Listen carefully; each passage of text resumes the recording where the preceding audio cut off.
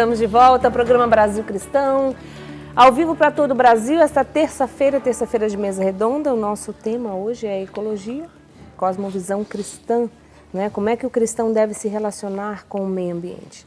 Nós falamos no primeiro bloco, né, o padre colocava qual vai ser o nosso norte, né, que Deus criou todas as coisas, e eu acho importante, padre, a primeira coisa que nós temos que pensar é quando a religião cristã, ela já nos separa de outros deuses, não é? O ponto de vista para você ser um cristão é você adorar e amar somente a um Deus. As outras coisas consideradas deuses, nós somos ateus para essas coisas. Exatamente. E Nosso Senhor se apresenta nos evangelhos como o Senhor de todas as obras criadas. Nós vemos isso, Jesus, quando nasce, atrai uma estrela do firmamento que indica onde está lá a manjedoura, em Belém. O início do seu ministério, no seu primeiro milagre, foi a transformação de um elemento da natureza, né, que foi a água em vinho, ou seja, ele tem poder sobre a água. Não só a água ali dos potes, mas as águas de modo geral, ele mandava o mar se calar, andou sobre as águas. Então ele é o Senhor destes elementos, dos elementos mais fundamentais para a vida do ser humano.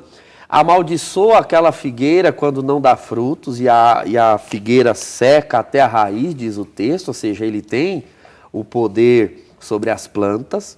Ele faz calar o vento, portanto tem também o poder sobre os ares. Na tarde da crucificação, o Evangelho de São João, no capítulo 19, diz que houve trevas e escuridão no momento em que Jesus expira, como se fosse noite, ou seja, ele tem poder também sobre a luz do sol. E nós poderíamos ficar aqui exemplificando como Jesus é o Senhor de todos os elementos da natureza. Pois bem, se nós queremos criar, portanto, uma teologia, o que de fato a igreja fez ao longo dos séculos, e chegar a uma conclusão doutrinal a respeito da obra criada e do modo como o ser humano deve lidar com essas questões no âmbito social, no âmbito político, no plano das ideias de maneira geral, é fundamental ter este norte. As coisas criadas são verdadeiramente isso, criadas, são dons de Deus para nós. Então, o ser humano recebeu de Deus a incumbência de, como obra criada mais excelente, administrar todas as demais.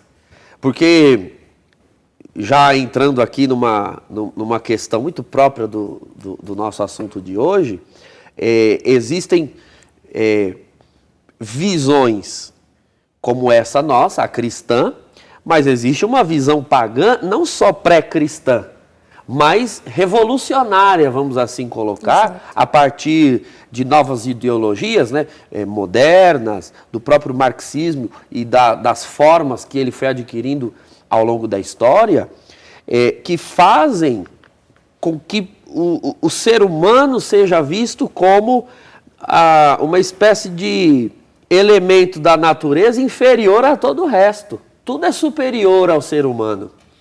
Então, os animais são superiores ao ser humano, os biomas são superiores ao ser humano, o ser humano é o grande vilão, o ser humano é o mal. Olha, a ser extirpado. A ser extirpado. Calma lá, de fato, o pecado gerou uma desordem no ser humano e no modo como o ser humano interage com a criação. Isso é um fato. Sim. Mas se o pecado atingiu o ser humano e o modo como o ser humano se relaciona com as coisas, justamente é porque o ser humano é essa porta aberta entre o mundo criado e o transcendente. Sim. Então, Satanás não foi tentar os animais, não foi tentar a tartaruga, nem a baleia, nem o mico-leão dourado. Satanás tentou o ser humano porque sabia que destruindo o ser humano, ele incorreria numa destruição em massa. Então, a salvação em massa, se nós queremos falar de uma redenção ecológica, né, de um resgate da ecologia, esse resgate passa pelo resgate do ser humano. Aliás, primeiro precisa começar no homem, né? Exatamente. Afinal de contas, quando se cria uma ideia de uma mudança política ou de uma mudança social, uma mudança na mentalidade dos povos para o bem da ecologia, e se coloca o ser humano como vilão, ora, quem está colocando o ser humano como vilão são outros seres humanos. Exato. Que estão, portanto, se colocando na arrogância de super-homens acima dos demais, exatamente, propondo uma solução. Perceba que por mais estapafúrdia que seja a solução proposta, ainda assim é proposta por seres humanos. E a proposta é exatamente, o ser humano está destruindo o meio ambiente, então vamos diminuir o ser humano. E a mesma pessoa que defende o meio ambiente não defende o ser humano. Por isso o Papa Bento XVI, né, nós conversávamos antes do programa, né? Mandou uma carta aqui para o Brasil em 2011, quando da campanha da fraternidade, que foi a respeito da ecologia. No Natal anterior, numa locução com os cardeais, ele tocou nesse assunto. E ele disse que a ecologia cristã deve enxergar o ecossistema sem excluir o ser humano desse ecossistema. Ou seja, quando Deus cria todas as coisas em 6 dias, segundo o livro do Gênesis, o ser humano está na ponta dessa criação. Então, falar em ecologia e esquecer-se de uma ecologia do ser humano, não é do homem, é falar em uma ecologia falsa. É criar conceitos falsos. Né? E nós sabemos bem, né, indo um pouco mais adiante, que quando você tem uma agenda com interesses escusos, você cria uma agenda paralela para atender a esses interesses escusos. Então, hoje em dia se fala muito, sobretudo nesse período que nós temos vivido, de pandemia, de conflitos comerciais, políticos, etc. Nós temos visto voltar à tona temas do tipo nova ordem mundial, que é um tema até que mereceria um programa só de terça-feira, que são temas atuais, mereceria um programa de terça-feira exclusivo para falarmos sobre isso, né? Não nova ordem mundial no sentido conspiracionista, que existem, né? Algumas linhas assim. Mas uma nova forma de pensar o mundo governado por certas elites, né, econômicas, políticas, etc. Para fazer isso, é preciso colocar uma agenda que enfraqueça os governos que são contra esse tipo de nova ordem mundial. Então você levanta uma série de agendas aparentemente boas, aparentemente positivas, como que um canto de sereia, né, para convencer as pessoas a lutar por essas pautas, e elas não percebem que junto com essas pautas vão pensamentos iníquos. Então existe um ecologismo atualmente aqui, por isso nós trouxemos esse assunto hoje ao programa, porque existe um ecologismo no mundo, ONGs, organizações que aparentemente lutam pelo bem do meio ambiente, mas esses mesmos grupos, em nome de uma defesa do meio ambiente, trazem consigo lutas contra coisas que são, obviamente, pautas fundamentais. Olha, procure observar como os movimentos ecologistas, ambientalistas, que defendem tanto a vida no planeta, a vida dos animais, da fauna, da flora, etc., são os mesmos organismos ligados a organizações abortistas, a organizações que defendem uniões ilegítimas.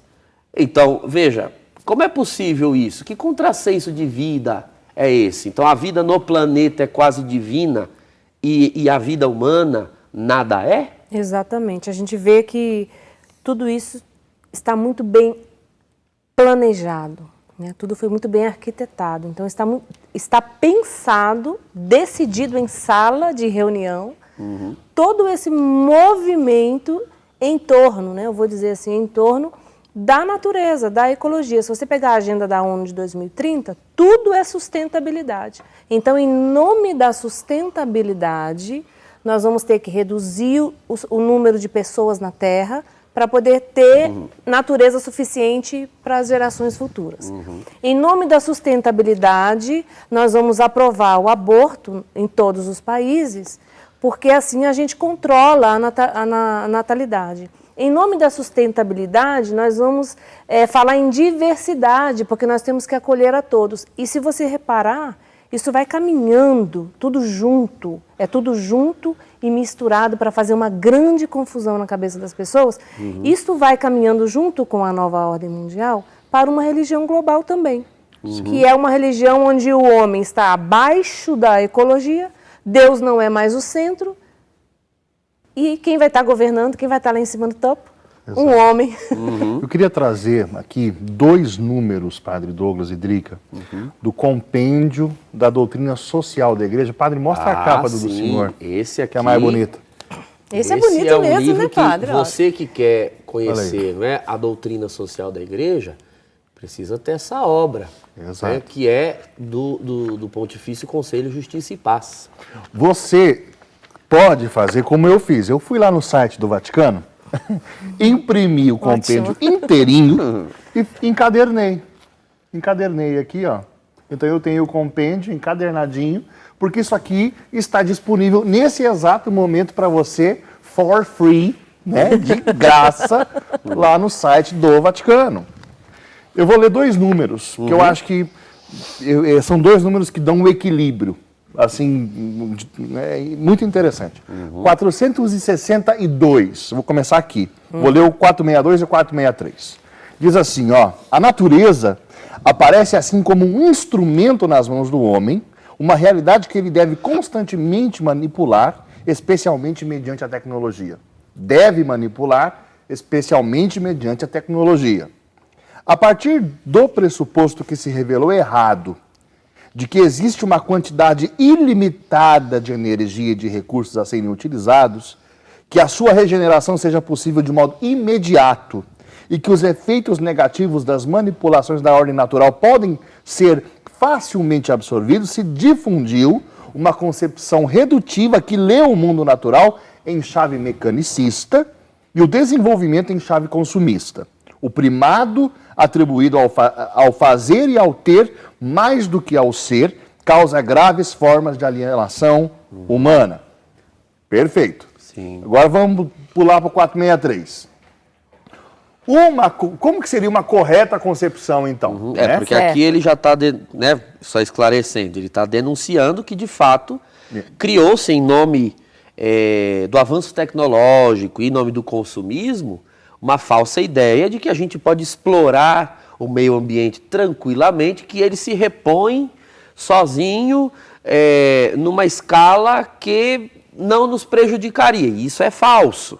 Agora, a resposta, o documento vai dar, né? Uma correta concepção do ambiente, se de um lado não pode reduzir de forma utilitarista a natureza a mero objeto de manipulação e desfrute, por outro lado, não pode absolutizar a natureza e sobrepô-la em dignidade à própria pessoa humana. Exatamente. Então, é o que a doutrina já está propondo. Isso aqui é uma citação da Solicitude Social, né? É um documento de São João Paulo II, Solicitudo Rei Socialis, né, dos anos 90. É uma citação literal, dizendo, olha, de fato, nós precisamos cuidar do meio ambiente, mas o cuidado com o meio ambiente não deve absolutizar o ambiente a ponto de diminuir a própria pessoa humana, né? A sua dignidade. E, inclusive, o uso do meio ambiente deve ser para promover a dignidade humana. Então, deve-se fazer uso dela, né? É o que ele está dizendo aqui. Você ia ler mais alguma parte, Fernando? Nesse último caso, aqui é exatamente como o Padre Douglas começou o programa, presta atenção. Nesse último caso, chega-se ao ponto de divinizar a natureza ou a terra, como se pode facilmente divisar em alguns movimentos ecologistas que querem que se dê um perfil institucional internacionalmente garantido às suas concepções, que a Drica estava falando, de uma agenda internacional. Aí, olha lá, o magistério tem motivado a sua contrariedade a uma concepção do ambiente inspirada no ecocentrismo e no biocentrismo. Exato. Eu vou pular e não, acho que vale a pena ler. Olha aqui, ó, porque se propõe, aí a gente comenta isso, eliminar a diferença ontológica e axiológica. Diferença ontológica enquanto ser e axiológica enquanto valor. São duas palavrinhas importantes. Entre o homem e os outros seres vivos, considerando a biosfera como uma unidade biótica de valor indiferenciado. Terminando o número. Chega-se assim a eliminar a superior responsabilidade do homem em favor de uma consideração igualitária da dignidade de todos os seres. Ou seja, o documento está deixando claro, seríssimo isso, né? Está deixando claro que a igreja, no seu magistério, não vê como solução, né? O magistério tem motivado a sua contrariedade. Há uma ideia de se criar um poder único, né? Uma espécie de poder único no mundo, internacionalmente, para moderar a coisa ecológica, vamos assim dizer. E condena veementemente este ponto em que se diviniza a natureza.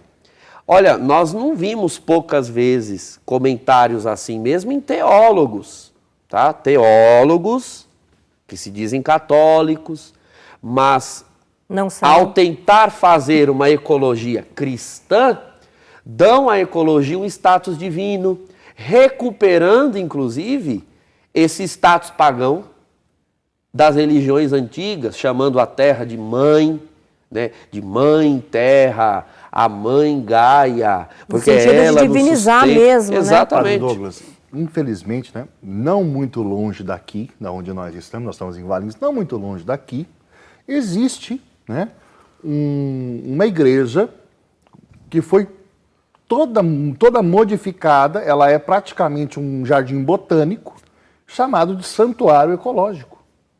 E é lá que eles celebram a missa de modo, sabe, sem eira nem beira. É de fato, ou seja, nós chegamos nisso aí que o senhor está Não tive o desprazer de conhecer ainda. Mas isso é tão sério, não é tão Retorno ao sério, paganismo. porque quem está a grande questão da seriedade desse assunto é que você que está em casa, de repente, não percebeu que isso se trata de fato de uma cultura pagã que está adentrando as nossas famílias. Onde é que nós vemos isso, Drica? Porque eu tenho visto bispo falar da natureza e falar para cuidar da terra. Nós temos que cuidar. Tá escrito Olha, aqui, quem né? me conhece de pertinho mesmo, sabe que eu sou eu moraria na floresta. Eu sou daquelas pessoas que não precisava de nada, me dá um machado. Eu amo a natureza muito, muito, muito, muito, muito, muito. Me mudaria para a natureza e viveria lá se eu pudesse, se tivesse condições. Agora, colocar a natureza acima do homem, o que acontece? Eu vou trazer coisas aqui, não fica bravo não, com todo respeito e carinho, mas olha, eu vou trazer coisas que acontecem que faz parte desse discurso, dessa narrativa. Por exemplo, a pessoa quando vê alguém matar um frango para fazer uma galinhada, por exemplo, a pessoa chora, a pessoa tem dó de bicho, vai escamar um peixe, você sente, não, mas coitado do boi, coitado. Não são sentimentos normais. Não tá, Deus não está normal. Ou então vai para frente dos mercados, na frente do açougue, né? Exato. A gente comentava, fazer. Estava comentando, né, de grupos que eles vão todos para frente da vitrine do açougue e se colocam em luto pelo boi que morreu, né? Isso é um absurdo, gente, né? É um absurdo isso, não é? Exatamente. E aí coloca animais de estimação dentro de casa, trata como se fosse gente, como se fosse filho. Exato. Então nós vamos vendo a inversão de valor. O ser humano abaixo, isso aqui é de mentira, tá, gente? Isso aqui é de plástico, ó, bater nele é de plástico. O ser humano abaixo da natureza. Aí, falando essas coisas, você começa a perceber, nossa, é verdade, eu vejo isso. Eu leio isso nas redes sociais, eu vejo posts desse jeito. Tudo isso faz parte do que nós estamos falando aqui. O São João Paulo II, num discurso que fez em 23 de outubro de 82, disse o seguinte: a natureza não é uma realidade sacra ou divina, subtraída à ação humana, ou seja, ela tem uma santidade, uma sacralidade que mereça o nosso respeito ao nível do culto, merece o nosso respeito enquanto obra criada. E ele diz, é antes um dom oferecido pelo Criador à comunidade humana, confiado à inteligência e à responsabilidade moral do homem.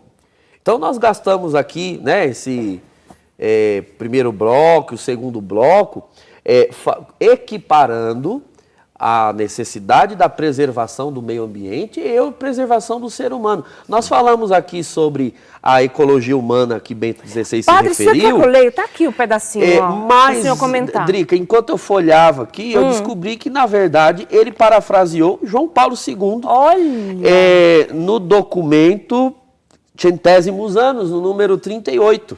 Porque lá ele disse assim, há que se ressaltar principalmente a profunda conexão existente entre ecologia ambiental e ecologia humana. Então essa expressão ecologia humana foi cunhada por João Paulo II já na Centésimos Anos, 1991, e ambas devem caminhar juntos. Então você já tem o princípio da doutrina social bem exposto. Tudo que você ler, tudo de que você tomar parte em termos de ecologia, de defesa do meio ambiente, ok, maravilha, mas não devem se dissociar. A ecologia humana, a defesa da vida, a defesa do ser humano e da sua dignidade em todos os sentidos, é tal como se faz a luta e o pleito pelo meio ambiente. Eu acho que para fechar com chave de ouro esse bloco, padre, eu vou ler o número 465. O senhor sabe exatamente de onde que está vindo aí a citação. Sim. Diz assim, ó, a humanidade de hoje, se conseguir conjugar as novas capacidades científicas com forte dimensão ética, será capaz de promover o ambiente como casa e como recurso em favor do homem e de todos os homens. Exato. Aqui eu vi o binômio que equilibra as coisas. Exato. Quando você quer tratar a natureza apenas como casa e como casa intocável, você faz uma coisa, você faz algo que não é humano. Quando você olha para ela apenas como recurso, você se torna um parasita do negócio. Sim, sim. Exato. Então, ela é casa e ela é recurso. Exato. Se você conjugar isso, você tem uma ecologia cristã. Verdade. Vamos fazer então um intervalinho rapidinho e nós já voltamos. Enquanto isso, o nosso WhatsApp, está gostando aqui da conversa, tem alguma dúvida, ficou alguma dúvida, envia para o nosso a pergunta ou o seu comentário, 19997169915 e nós já voltamos.